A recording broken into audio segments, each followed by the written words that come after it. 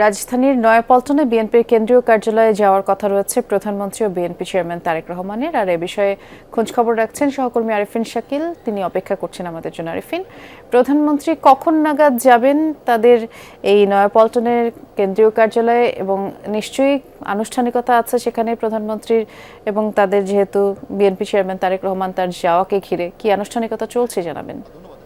5:30 নাগাদ তিনি নয়াপল্টনে আসার কথা রয়েছে। প্রথমবারের মতো প্রধানমন্ত্রী হয়ে তিনি নয়াপল্টনে আসবেন এবং দীর্ঘদিন ধরে বিএনপির অভ্যন্তরে যে আলোচনা বারবার উচ্চারিত হচ্ছিল দল এবং সেই সঙ্গে সরকারকে আলাদা করার জন্য, তারই অংশ হিসেবে তিনি নয়াপল্টন কেন্দ্রীয় কার্যালয়ে আসছেন।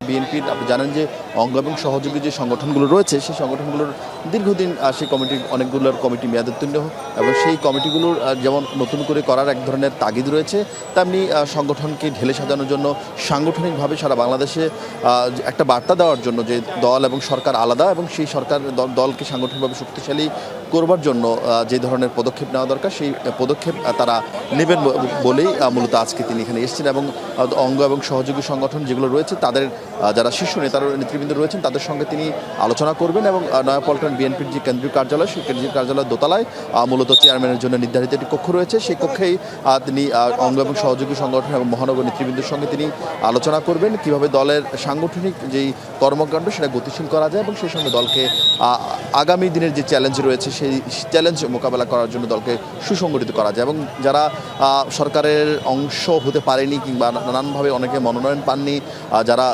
সরকারের এমপি হলেও যারা মন্ত্রী হতে পারেননি, কিংবা সরকারের বিভিন্ন কাজে কর্মে কিংবা বিভিন্ন জায়গায় যারা দায়িত্ব পাননি, তাদেরকে দলে কীভাবে শক্তিশালী করা যায়, সংগঠনকে তাদেরকে দায়িত্ব দিয়ে সাংগঠনিকভাবে কতটা গতিশীল করা যায় সেই বিষয় নিয়ে মূলত আজকে আলোচনা করবেন। এবং আপনি জানেন যে বিএনপির মহাসচিব মির্জা ফখরুল ইসলাম আলমগীর তিনি গণমাধ্যমকে জানিয়েছিলেন চলতি বছর বিএনপির যে সপ্তম কাউন্সিল, সেই সপ্তম কাউন্সিল করা হবে। সেই কাউন্সিল উপলক্ষেও দলের যেই আগের যে কর্মকাণ্ড থাকে, বিশেষ করে অঙ্গ এবং সহযোগী সংগঠন, জেলার কমিটি, মূল দলের কমিটি, সেই কমিটিগুলো সাজাতে হয়, দ্বিবার্ষিক সম্মেলন করতে হয়।